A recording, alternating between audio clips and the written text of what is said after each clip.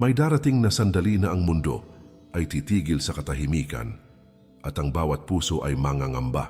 May mga tanda na unti-unting nahahayag at hindi na maitatago sa mata ng sangkatauhan. Maraming kaluluwa ang naghahanap ng sagot habang papalapit ang itinakdang araw ng Panginoon. May mga pangyayaring nakasulat sa Biblia na hindi katang isip kundi tiyak na magaganap. Handa ka na bang malaman ang mga katotohanang kayang magbago ng iyong pananampalataya? Bawat pahina ng Biblia ay may dalang babala at pag-asa para sa mga nananalig.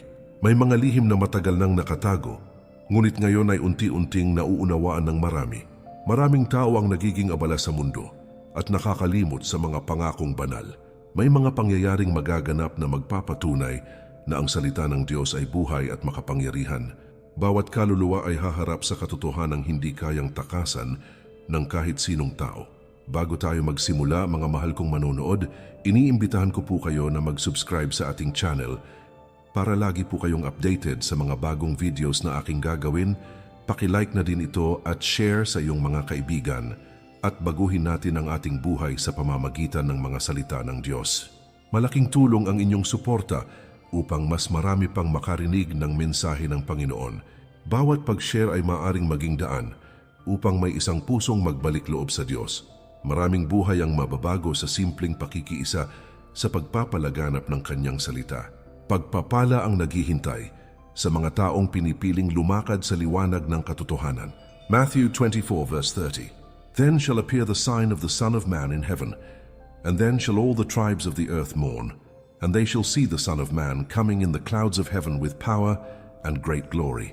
Ipinapakita ng talatang ito na ang pagbabalik ng Panginoong Hesus ay hindi lihim kundi makikita ng lahat ng tao. Malinaw na darating ang araw na ang Kanyang kapangyarihan at kaluwalhatian ay mahahayag sa buong mundo.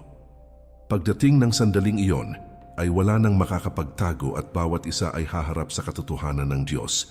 Puso ng bawat mananampalataya ay dapat maging handa sa mga darating na kaganapan.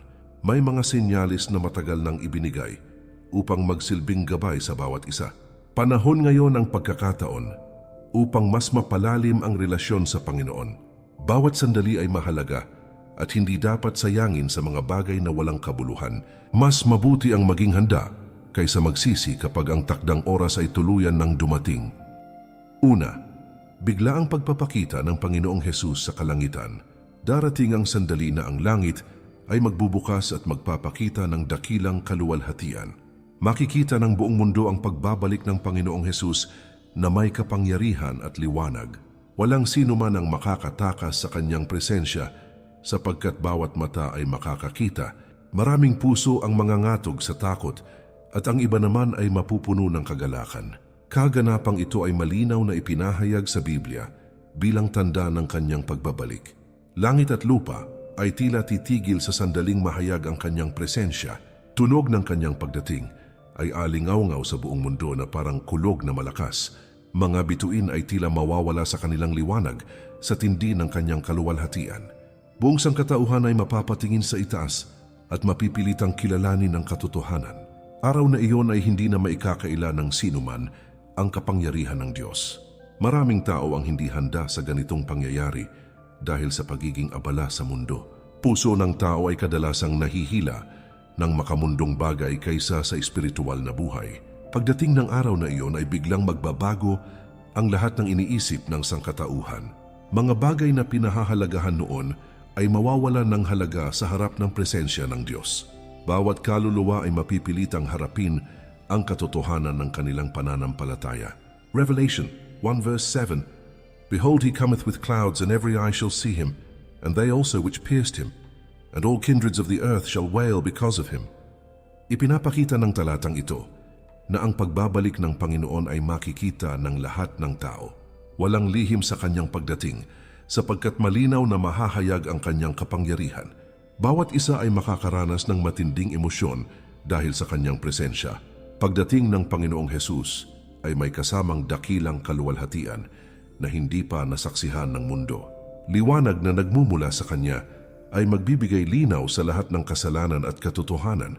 Maraming tao ang magsisisi sa mga maling desisyon na kanilang nagawa sa buhay. Panahon na iyon ay hindi na para magbago, kundi para harapin ang kahihinatnan.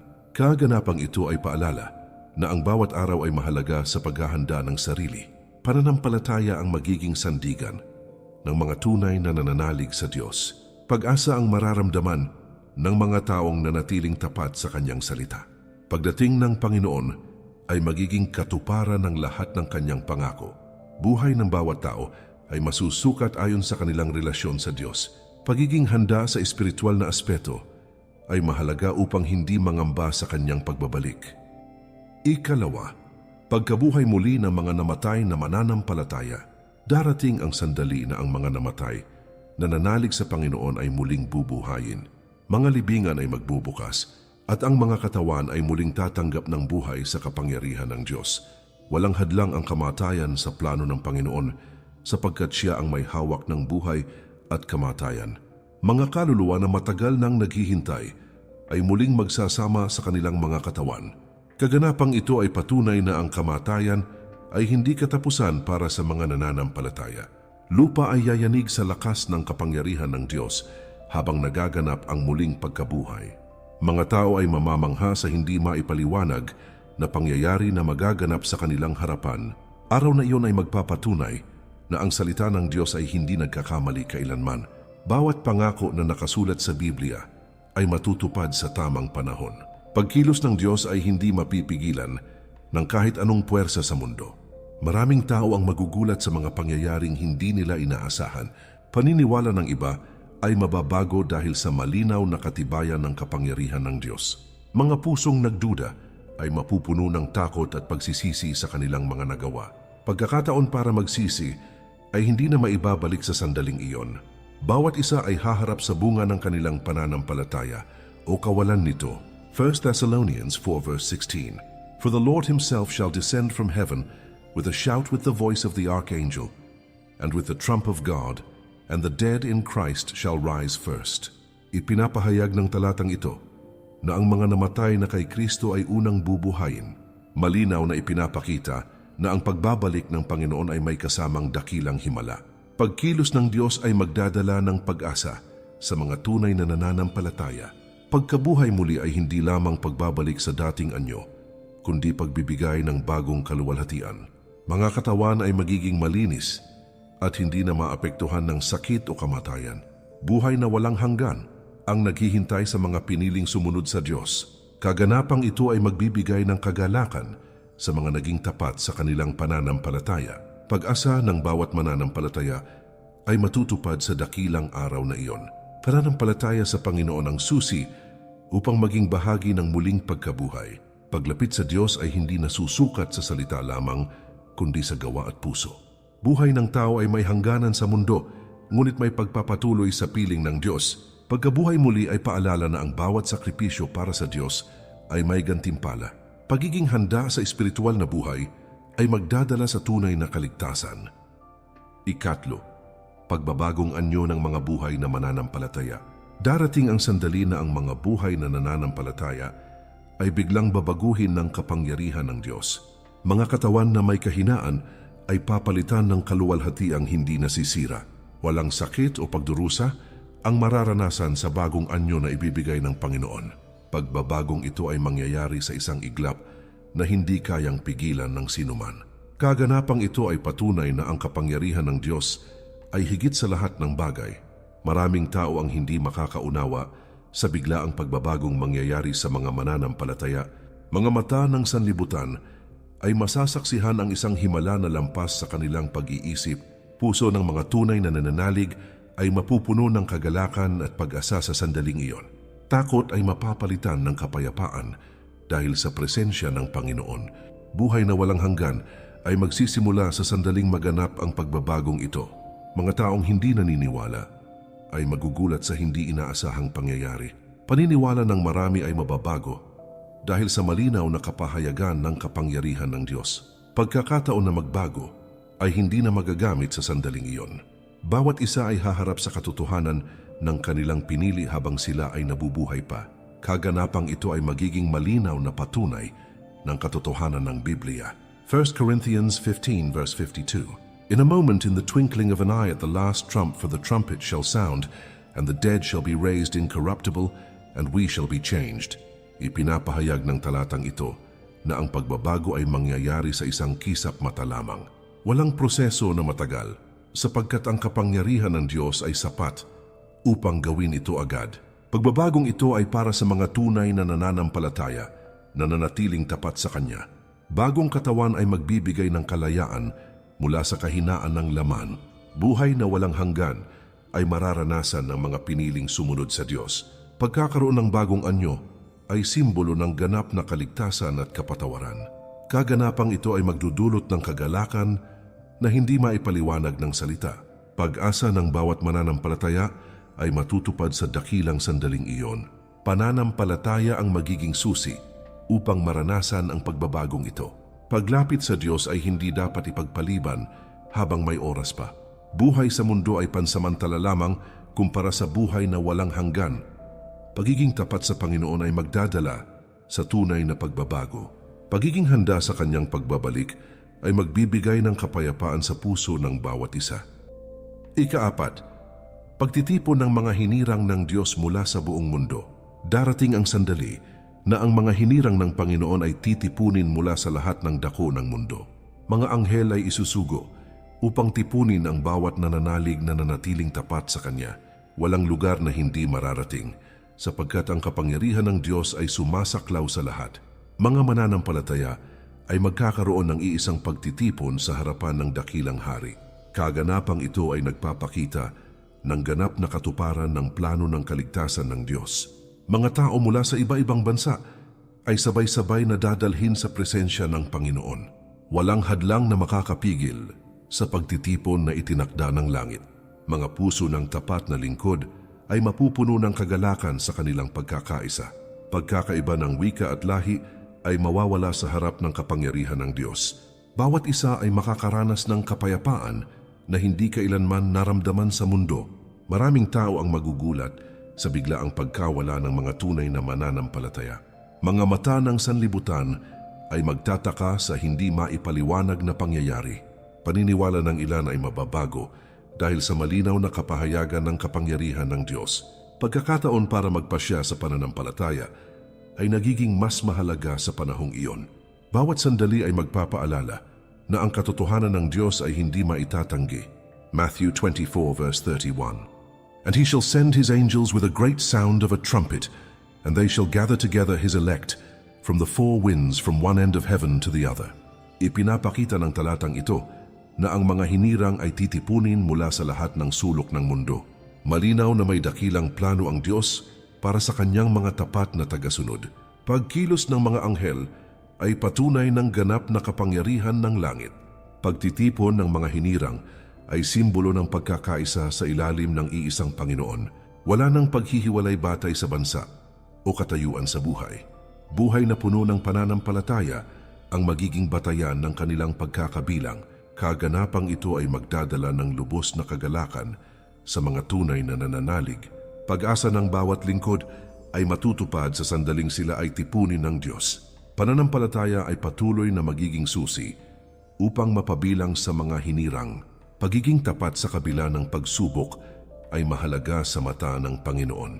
Buhay na nakalaan sa Diyos ay may gantimpalang hindi kayang tumbasan ng mundo. Paglapit sa Kanya ay nagdadala ng katiyakan sa hinaharap na walang hanggan. Pagkakaisa sa presensya ng Diyos ay tunay na layunin ng bawat mananampalataya. Ika-5, pagkawasak at paghatol sa mundo na lumalaban sa Diyos. Darating ang sandali na ang lahat ng tumatanggi at lumalaban sa Diyos ay haharap sa Kanyang makatarungang paghatol. Mga gawain ng tao na laban sa kabanalan ay mahahayag at walang maitatagong kasalanan sa Kanyang harapan. Kapangyarihan ng Diyos ay maghahayag ng ganap na katarungan na hindi kayang hadlangan ng sinuman. Mga sistema ng mundo na puno ng kasamaan ay babagsak sa harap ng Kanyang banal na paghuhusga. Kaganapang ito ay nagpapakita na ang Diyos ay makatarungan at hindi niya kinukonsinti ang kasalanan. Maraming tao ang magugulat sa bigat ng katotohanan na kanilang haharapin. Mga puso na nagmatigas ay mapupuno ng panghihinayang sa mga pagkakataong kanilang binaliwala. Walang kayamanan o kapangyarihan ang makapagliligtas sa araw ng Kanyang paghatol. Bawat gawa ay ilalantad sa liwanag at walang anumang maitatago sa Diyos. Araw na iyon ay magiging malinaw na ang katarungan ng Diyos ay ganap at perpekto. Mga tao na nagpatuloy sa kasamaan ay makararanas ng matinding paghatol. Paglaban sa katotohanan ay magbubunga ng kaparusahan na hindi maiiwasan. Panahon ng awa ay magtatapos at ang katarungan ay ganap na maghahari. Bawat desisyon sa buhay ay may katumbas na kahihinatnan sa harap ng Diyos. Kaganapang ito ay paalala na ang kaligtasan ay dapat yakapin habang may pagkakataon pa. Revelation 20 verse 12.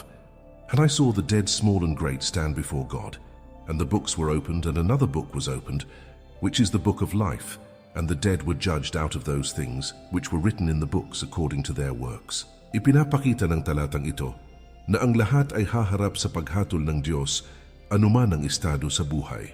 Bawat gawa ay nakasulat at magiging batayan ng katarungan ng Panginoon. Walang sino man ang makakaiwas sa katotohanan ito sa takdang panahon.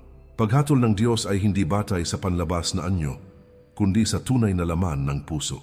Katarungan niya ay perpekto at walang pagkakamali sa anumang paraan. Buhay na hindi nakaayon sa kanyang kalooban ay haharap sa bunga ng sariling pinili. Kaganapang ito ay nagpapakita ng bigat ng pananagutan ng bawat tao sa Diyos. Pagkilala sa katotohanan ito ay mahalaga upang makapamili ng tamang landas.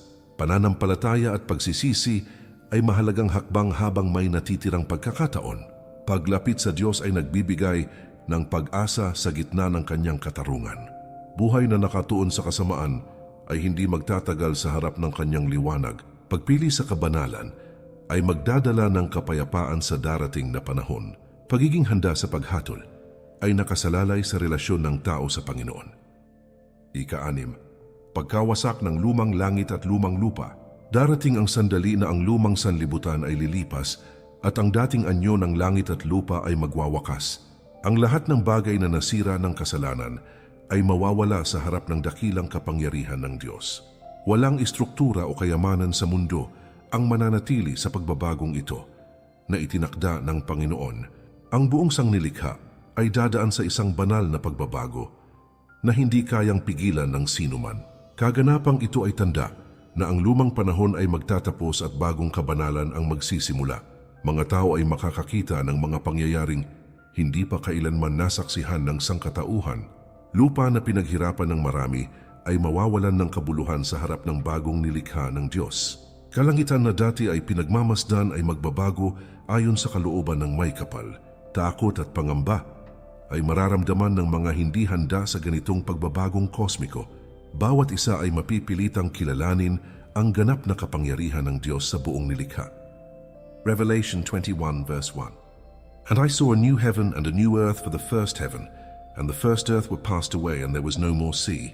Ipinapakita ng talatang ito na ang lumang sanlibutan ay talagang magwawakas ayon sa plano ng Diyos. Bagong langit at bagong lupa ay tanda ng panibagong simula para sa mga tapat sa Kanya. Walang bahagi ng lumang kasalanan ang mananatili sa bagong nilikha ng Panginoon. Pagbabagong ito ay hindi lamang pisikal, kundi espiritual na paglilinis ng buong sangnilikha. Lahat ng marumi at nasira ng kasalanan ay tuluyang lilipas sa harap ng kabanalan ng Diyos. Bagong panahon ay magsisimula na puno ng kapayapaan at presensya ng Panginoon. Mga mananampalataya ay makakaranas ng bagong tahanan na hindi nasisira kailanman. Pag-asa ng walang hanggan ay masisilayan sa kaganapang ito ng Diyos.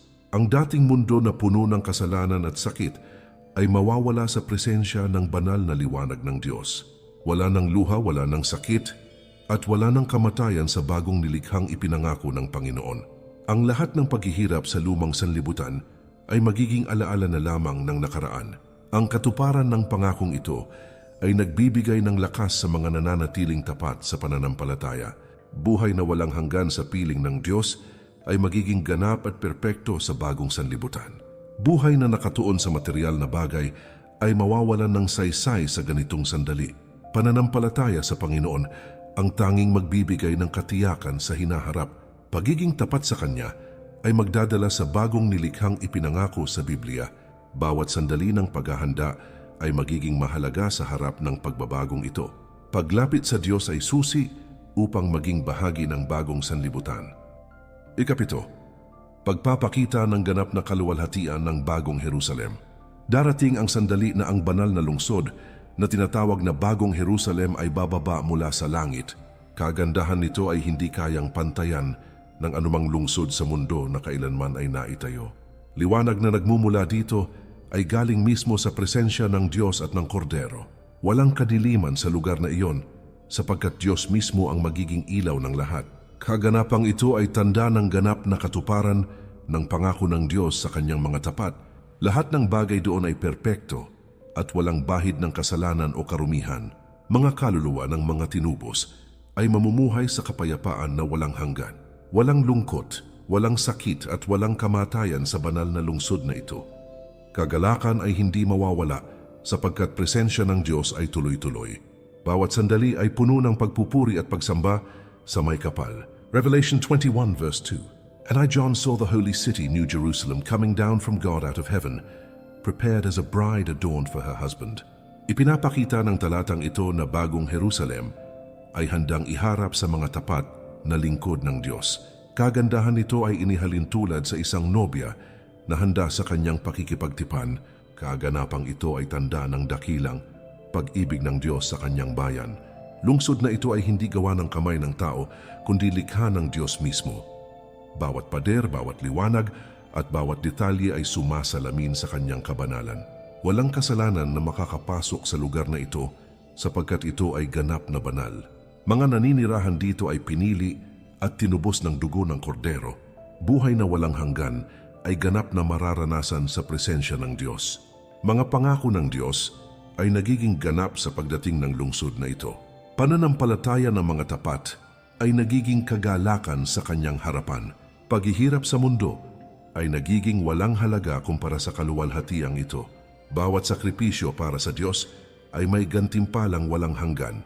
Presensya ng Diyos ay siyang pinakamataas na kagalakan ng lahat ng mananampalataya. Liwanag ng Bagong Jerusalem ay hindi kumukupas at hindi nauubos kailanman. Mga pintuan nito ay bukas para sa mga naligtas na nanatiling tapat sa Panginoon. Dating luha sa lupa ay papalitan ng walang hanggang papuri at kagalakan. Bawat alaala ng sakit ay mawawala sa presensya ng ganap na kapayapaan ng Diyos. Kaganapang ito ay patunay na Diyos ay tapat sa kanyang mga pangako magpakailanman.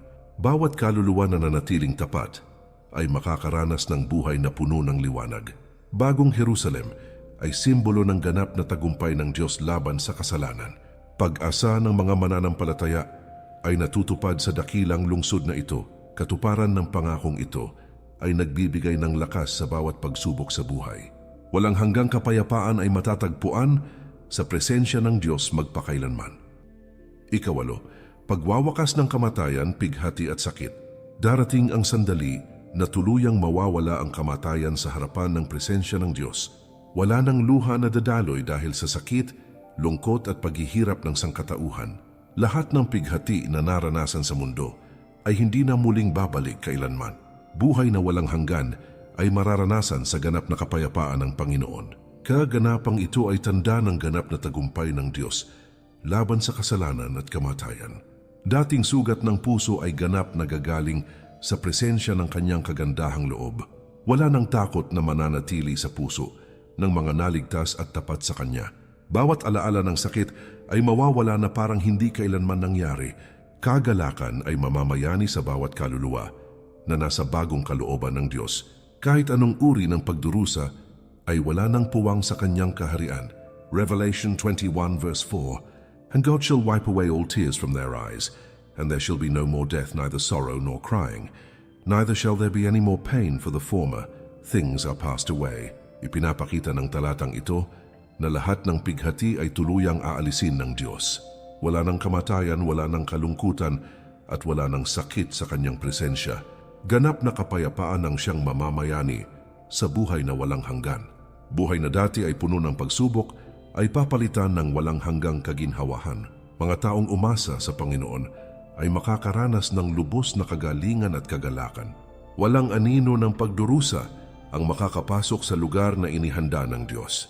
Bawat sandali ay puno ng kapahingahan at kasiyahan sa kanyang presensya. Kaganapang ito ay patunay ng kanyang dakilang pag-ibig sa mga nananalig. Mga dating luha sa mundo ay magiging alaala na lamang ng nakaraan. mga sugat ng damdamin ay ganap na mapapalitan ng kapayapaan ng Diyos. Buhay na walang hanggan ay hindi na mababahiran ng anumang sakit o problema.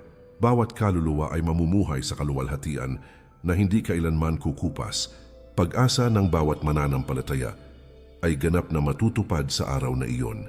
Pananampalataya sa Panginoon ay nagdadala sa tunay na kaligtasan at kapayapaan. Paglapit sa Kanya ay nagbibigay ng katiyakan sa buhay na darating.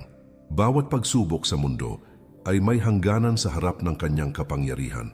Buhay na nakalaan sa Diyos ay nagiging daan sa walang hanggang kagalakan. Presensya ng Panginoon ay siyang tunay na lunas sa lahat ng sakit magpakailanman.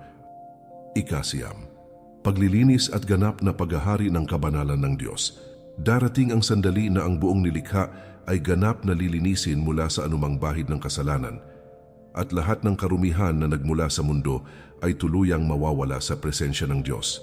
Walang kasamaan na mananatili sa harapan ng ganap na kabanalan ng Diyos, sapagkat ang Kanyang liwanag ay makapangyarihan at walang kadiliman ang makakatagal dito. Bawat sulok ng sangnilikha ay mapupuno ng Kanyang kapangyarihan at kaluwalhatian na magdadala ng ganap na kapayapaan sa lahat ng nilalang.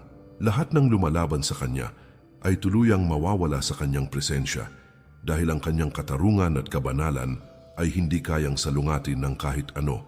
Kaganapang ito ay tanda ng ganap na paghahari ng Diyos sa lahat ng bagay at walang kapangyarihan ang makakahigit sa Kanyang walang hanggang paghahari. Bawat isip at puso ng mga naligtas ay lubos na magiging ayon sa kalooban ng Panginoon at wala nang pagnanais na taliwas sa Kanyang banal na layunin. Wala nang pagdududa o paglabag sa Kanyang banal na utos, sapagkat ang lahat ay gagabayan ng Kanyang presensya at katotohanan. Pananahan ng kapayapaan ay magiging ganap at permanente sa Kanyang kaharian, na hindi na maaapektuhan ng anumang kaguluhan o takot. Buhay ng bawat isa ay ganap na nakaayon sa Kanyang kabanalan, at ang bawat gawa ay magiging kalugod-lugod sa Kanyang paningin. Walang kahit anong karumihan ang makakapasok sa Kanyang presensya kailanman, dahil ang lahat ay nilinis at ginawang perpekto ng Diyos. Revelation 21 verse 27. And there shall in no wise enter into it anything that defileth, neither whatsoever worketh abomination, or maketh a lie, but they which are written in the Lamb's book of life. Ipinapakita ng talatang ito na tanging mga naligtas lamang na nakasulat sa aklat ng buhay ang makakapasok sa banal na kaharian ng Diyos. Walang kasalanan, kasinungalingan, o anumang uri ng kasamaan ang magkakaroon ng puwang sa presensya ng Kanyang kabanalan. Kabanalan ay ganap na pamantayan ng Kanyang kaharian na magpapatuloy magpakailanman ng walang bahid ng kadiliman. Buhay sa bagong sanlibutan ay ganap na nakatuon sa pagsamba at paglilingkod sa Panginoon na may buong puso, kaluluwa at lakas. Walang kaguluhan o kasamaan na makakasira sa kapayapaan na ipinagkaloob ng Diyos sa Kanyang mga hinirang. Bawat sandali ay puno ng liwanag at presensya ng Kanyang kabanalan na nagbibigay ng kagalakan. Mga tapat ay mamumuhay sa perpektong kaayusan ng Kanyang kalooban na walang pagod o pag-aalinlangan. Walang hangganang kasiyahan sa ilalim ng Kanyang ganap na pamamahala na puno ng pag-ibig at katotohanan. Bawat nilikha ay kikilala sa Kanyang dakilang kapangyarihan at karangalan na hindi na kailanman maikakaila ng sinuman. Walang matitirang pagmamataas o rebelyon laban sa Diyos, sapagkat ang lahat ay luluhod sa Kanyang kadakilaan. Ika-10, walang hanggang buhay at ganap na pakikipag-isa sa Diyos. Darating ang sandali na ang mga tapat sa Panginoon ay mamumuhay na kasama Siya magpakailanman sa isang buhay na walang katapusan. Wala nang hangganan ng oras, sapagkat ang presensya ng Diyos ang magiging sentro ng bawat sandali at bawat paghinga. Buhay na walang hanggan ay puno ng kapayapaan, kagalakan, at ganap na kaluwalhatian na hindi kayang maipaliwanag ng isip ng tao. Bawat kaluluwa na naligtas ay makakaranas ng lubos na pakikipag-isa sa Diyos, na walang hadlang at walang pagkakahiwalay. Kaganapang ito ay huling katuparan ng lahat ng pangako ng Diyos sa Kanyang mga anak. Wala ng pagod, wala ng kahinaan, at wala ng anumang uri ng limitasyon sa bagong buhay na ipinagkaloob ng Panginoon. Bawat sandali ay magiging puno ng pagsamba at paggalang sa Kanyang presensya na hindi kailanman kukupas. Pag-ibig ng Diyos ay mararanasan sa ganap nitong kalaliman na hindi na kailangan pang hanapin o pagdudahan. Walang anumang makakasira sa kasiyahan ng mga naligtas sapagkat ang lahat ay nasa ilalim ng kanyang perpektong kalooban. Buhay na ito ay tunay na layunin ng pananampalataya na inihanda ng Diyos mula pa noong una. Revelation 21 verse 3. And I heard a great voice out of heaven saying, Behold, the tabernacle of God is with men, and he will dwell with them, and they shall be his people, and God himself shall be with them, and be their God. Ipinapakita ng talatang ito na ang Diyos ay mamumuhay kasama ng kanyang mga hinirang magpakailanman. Wala nang distansya sa pagitan ng Diyos at ng kanyang bayan, sapagkat ang kanyang presensya ay ganap na kasama nila. Ito ang sukdulang katuparan ng pakikipag-isa ng tao sa lumikha. Buhay na walang hanggan ay hindi lamang pananatili, kundi ganap na pakikibahagi sa kabanalan at kaluwalhatian ng Diyos. Bawat araw ay magiging mas malalim ang pagkilala sa kanyang kabutihan at kadakilaan. Walang pagdududa, walang takot, at walang alinlangan sa presensya ng kanyang perpektong kapayapaan. Mga tapat ay mamumuhay sa liwanag na hindi kailanman mawawala o didilim. Bawat pangako ng Diyos ay ganap na natupad sa kaganapang ito ng walang hanggang buhay. Pananampalataya sa Kanya ay nagbunga ng buhay na hindi na kailanman magwawakas. Pagiging tapat sa Kanyang salita ay nagdala sa pinakamataas na gantimpala na walang katumbas. Buhay na inilaan sa Diyos ay naging daan patungo sa walang hanggang kagalakan at presensya niya. Bawat sakripisyo sa mundo ay napalitan ng kaluwalhatiang walang hanggan sa kanyang kaharian. Presensya ng Diyos ay naging tahanan ng bawat kaluluwa na nagtiwala at sumunod sa Kanya. Sa pagninilay sa mga pangyayaring nakatakdang dumating ayon sa salita ng Diyos, malinaw na ang bawat detalye ay may layunin na gumising sa puso ng bawat mananampalataya. Ang pagbabalik ng Panginoong Hesus ay hindi lamang kwento ng hinaharap, kundi paalala ng katotohanang dapat paghandaan ng bawat kaluluwa sa araw-araw na pamumuhay. Bawat tanda na nabanggit ay nagsisilbing liwanag para sa mga patuloy na naghahanap ng katotohanan at direksyon sa gitna ng magulong mundo. Habang ang sanlibutan ay patuloy na nagiging abala sa pansamantalang bagay, ang paanyaya ng Diyos ay manatiling nakatuon sa mga bagay na walang hanggan. Ang bawat pangako na nakasulat sa Biblia ay patunay ng kanyang katapatan at walang sino man ang makakapigil sa katuparan nito. Sa gitna ng lahat ng napakinggang mensahe, nananatiling mahalaga ang pagpili ng landas na magdadala sa buhay na walang hanggan sa piling ng Diyos. Hindi sapat ang kaalaman lamang, sapagkat ang tunay na pananampalataya ay nakikita sa pagsunod at pagbabago ng puso. Bawat araw ay pagkakataon upang mas mapalapit sa Panginoon at maghanda para sa kanyang dakilang pagdating. Ang mga salita ng Diyos ay nananatiling gabay na nagbibigay liwanag sa bawat hakbang ng buhay ng tao. Walang bagay sa mundong ito ang makapapantay sa kaligtasang inihanda para sa mga tunay na tapat sa Kanya. Mga mahal kong manunood, muli ko po kayong iniimbitahan na mag-subscribe sa ating channel para lagi po kayong updated sa mga bagong videos na aking gagawin. Paki-like na din ito at share sa iyong mga kaibigan at baguhin natin ang ating buhay sa pamamagitan ng mga salita ng Diyos. Sa pamamagitan ng inyong suporta, mas marami pang mensahe ng pag-asa at kaligtasan ang makakarating sa mga taong nangangailangan ng gabay. Bawat pagbahagi ng salita ng Diyos ay nagiging ilaw sa mga pusong naliligaw at naghahanap ng katotohanan. Patuloy nawa tayong maging instrumento ng kabutihan at pananampalataya sa gitna ng mundong puno ng pagkalito. Ang bawat isa ay patuloy na pagpalain ng Panginoon at gabayan tungo sa buhay na Kanyang inihanda para sa mga umiibig sa Kanya.